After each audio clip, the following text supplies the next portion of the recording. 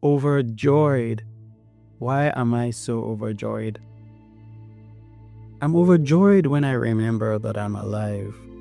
I'm alive just like you in the most mysterious, boundaryless sense. And that life, as such, never began and cannot possibly end. For if life did begin, at what point did it begin? Wouldn't we have to locate the starting point? Was it the moment of birth, the moment of conception, the formation of stars, of atoms, of time itself, of God? And if life ends, like truly ends, then what is it that ends? Where does it go? If it did, then it would not be life. It would fit the misunderstanding of life being the opposite of death. If life did end, it must leave to go somewhere else. No? If life were truly the opposite of death, and this binary was a switch that flips from presence to absence, then death would somehow be the more constant state, the backdrop from which life springs forth temporarily. No? If we look carefully, we may see that death is only a story told from the perspective of form. Death is only associated with form. The assumption that death is a counterweight to life becomes clearly an assumption, a narrative hung loosely on transitions. Life, being this animated current, doesn't have an opposite. It simply is all that is. I'm overjoyed when I remember that I am life itself. No, not the me that carries an identity, that spots a like and dislike, that files taxes, curates playlists, or gets annoyed in traffic. Not the face in the mirror or the sum of accumulated memories. Certainly not this body, lovely and worn, born on a gentle November morning. That could not be who I am. That would be the body being born, not me. What enlivens the body? What aerates every cell?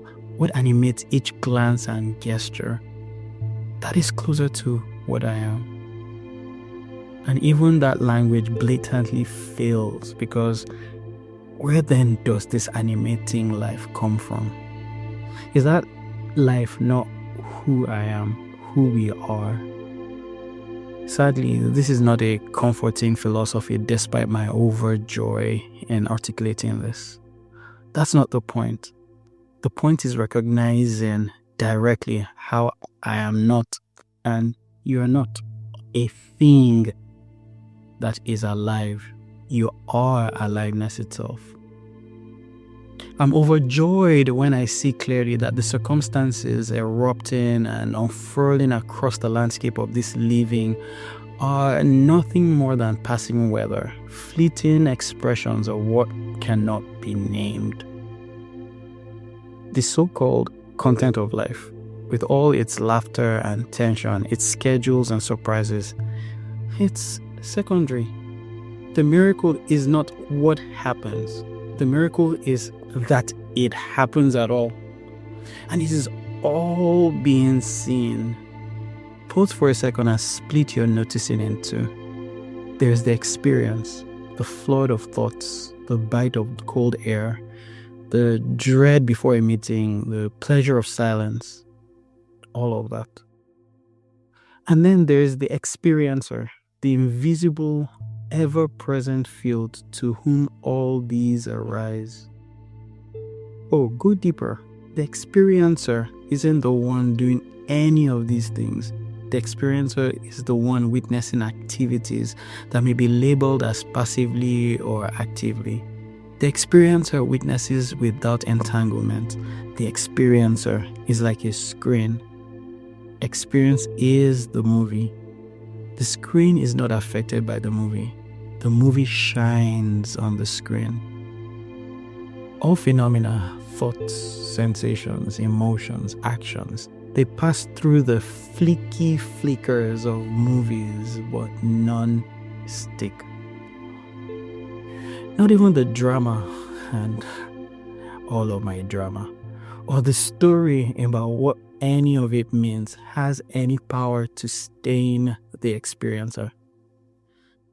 And isn't that joy? I am overjoyed knowing that while nothing whatsoever matters, this very non-mattering is what allows for real choice. I can say, this matters to me, and pour myself into it, not because I must, but because I may. It becomes an act of grace. It becomes my offering. It becomes my devotion to life.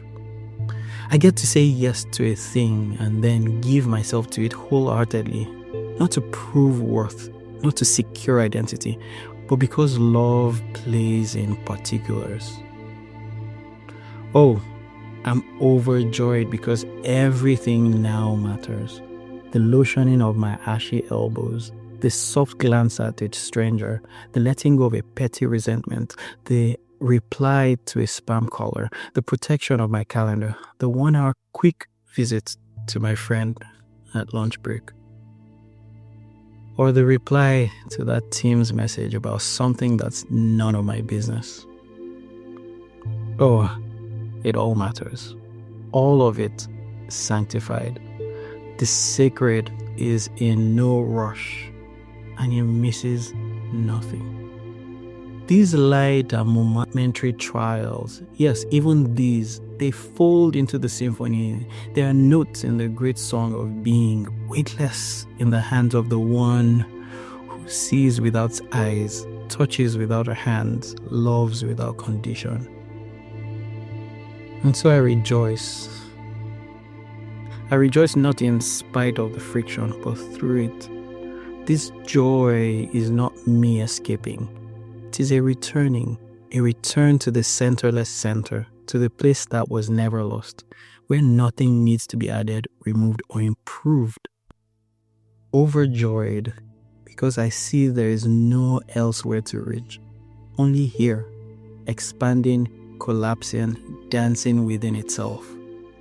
The world goes on spinning in its tails, but what I truly am still unmoving, unbound. Through time and space, I have always been. I am overjoyed because the roles I play, friend, lover, sibling, partner, coach, stranger, they are like characters in a dream that I no longer confuse with the dreamer. The dream plays out, but I no longer need to edit the script. All that law of attraction bullshit, all that fake it till you make it, all that work hard so you can leave your legacy, I no longer need to edit those scripts. I can laugh in the middle of sorrow, rest inside of chaos, cry without interpretation. Oh, sorrow comes. Yes, it does. Chaos. That's my last name. Crying. Oh, I can analyze the taste of my tears for you. I can forget. And then I remember again. And the forgetting becomes part of the symphony too. There's no failing, only the movement of clouds. I'm overjoyed because attention itself becomes worship. Not that worship, no, not that fake-ass worship where one bows to a separate God in a separate place, but a living, breathing intimacy. A kind of union. When I give my full presence to the cup of tea, the unwashed dish, the wordless hug, the difficult conversation, I am worshiping.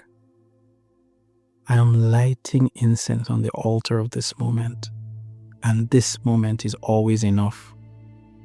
Yes, despite the aches and pains.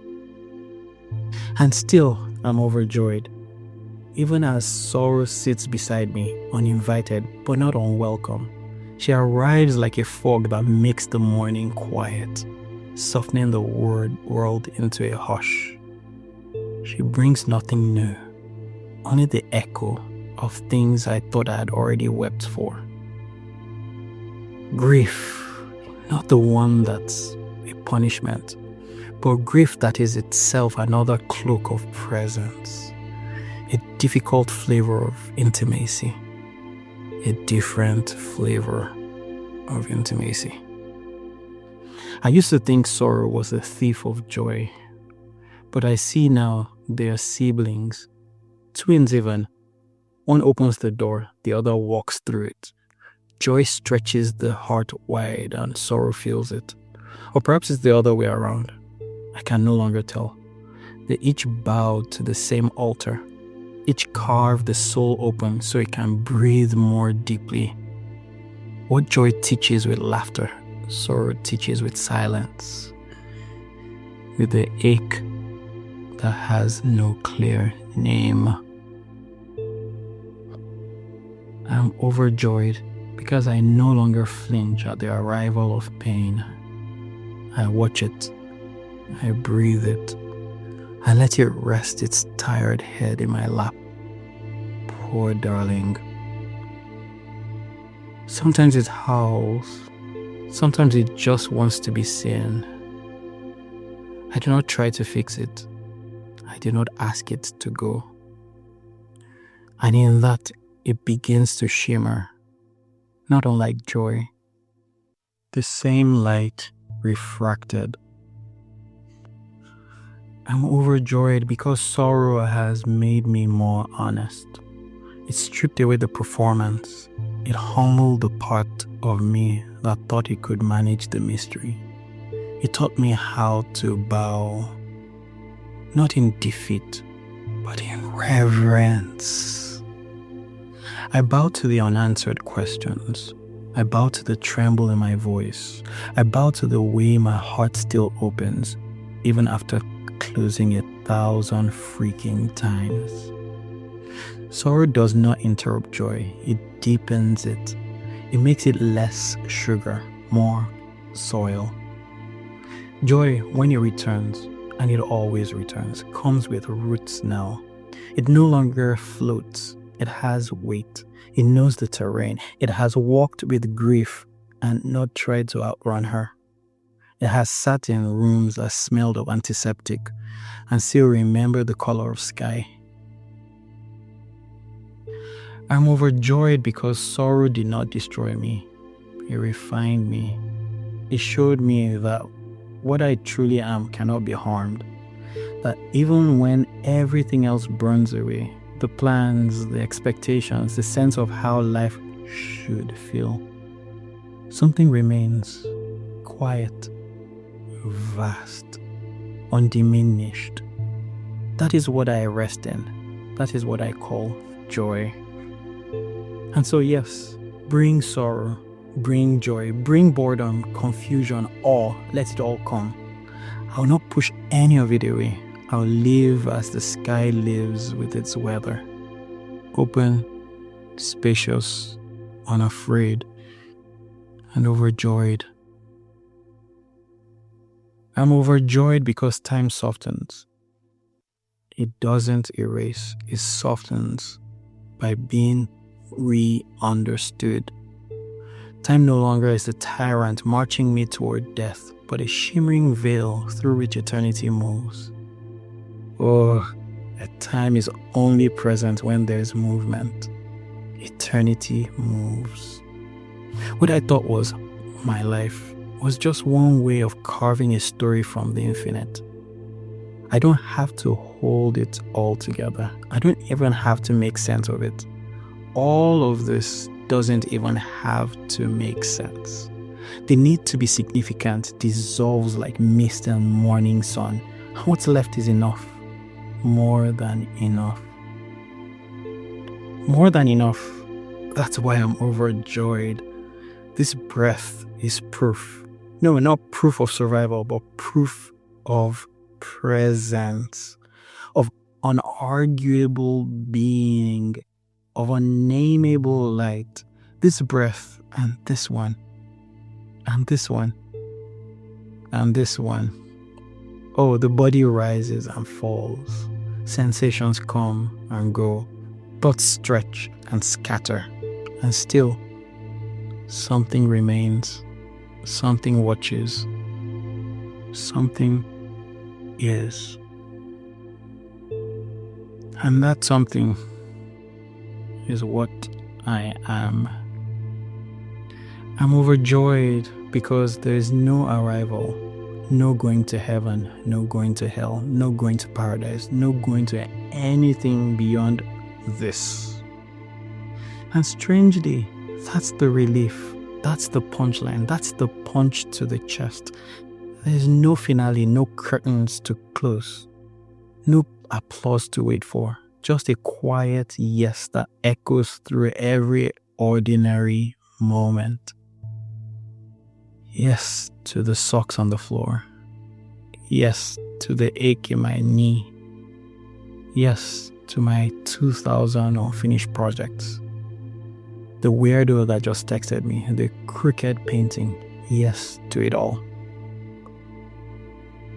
Overjoyed, because even the question, why am I overjoyed? It floats like a feather, held, loved, but never answered, because the answer would be too small.